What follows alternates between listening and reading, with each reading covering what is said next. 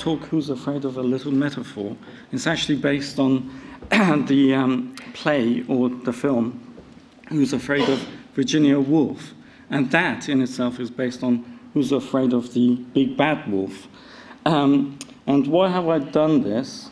There's a photograph of Virginia Woolf there, and she actually suffered from what seems like bipolar disorder. And unfortunately, she did actually commit suicide in the end. But she was a genius.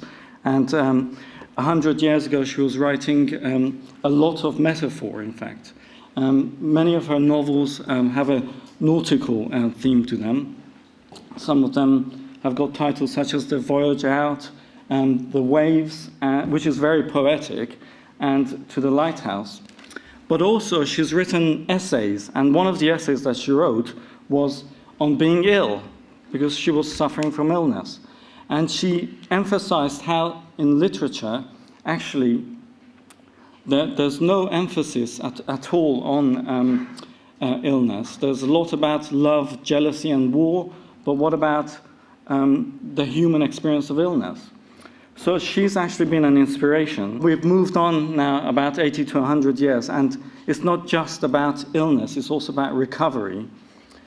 So she's made me become more creative, in fact, and I have written some flash fiction, which is usually less than 1,000 words, and tried to use the creative side of my mind.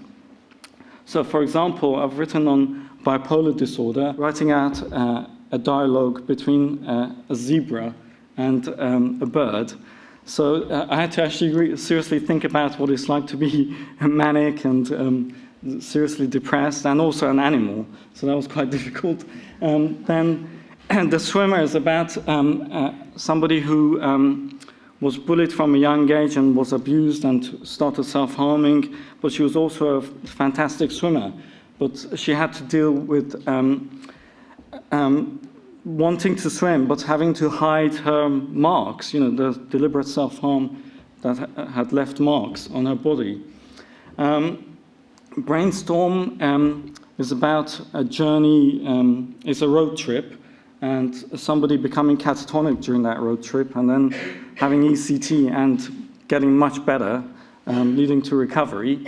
And PTSD is about somebody who was tortured in the Middle East, and he came over to have his scars, physical scars healed, but actually that didn't work because his psychological scars were not healed.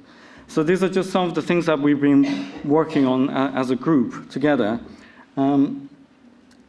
But there's something that's actually typed in your pack, which is called Together, which goes with the theme of what we're talking about this afternoon.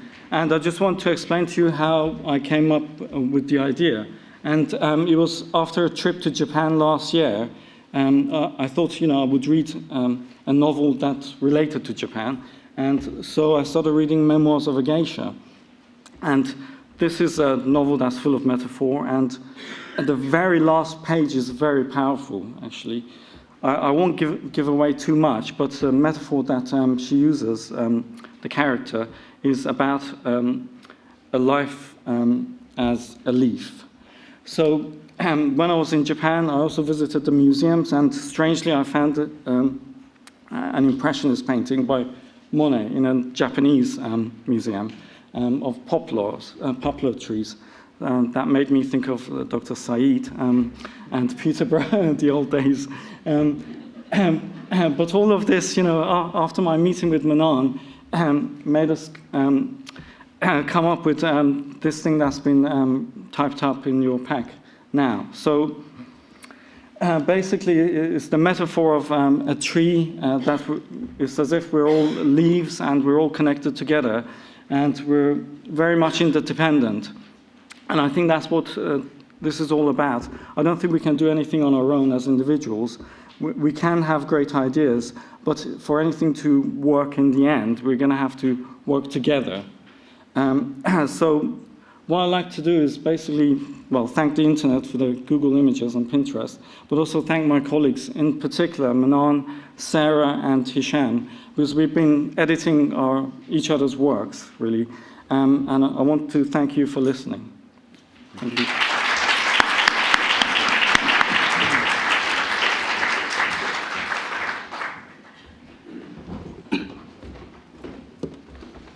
fine, it can stay there. So one of the things that we're doing as part of this enterprise is trying to develop some videos to communicate aspects of mental illness. Now, none of these videos have actually been made, and I'm going for the best approach of actually communicating videos to people by talking about them. And if you think that's dull, at the end of this, I'll play you a clip, an audio clip, of a smile on the radio. But what I'm going to do to kind of illustrate what we're doing is just read a few excerpts from this diary, and I'll try and just stick to time. It may end prematurely if I run too late.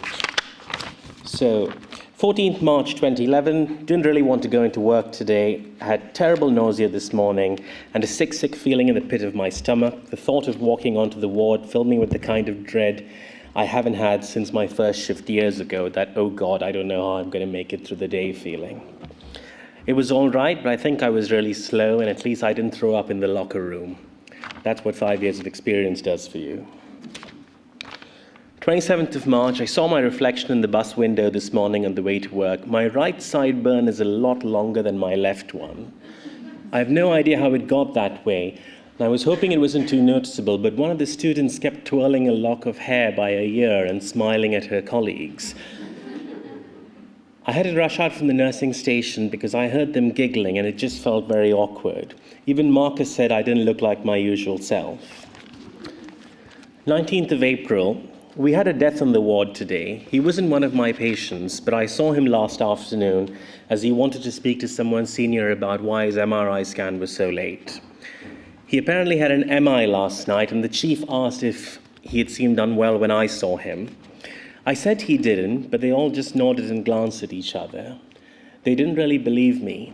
When I passed the chief in the cafeteria, he just blanked me. Ate my lunch alone.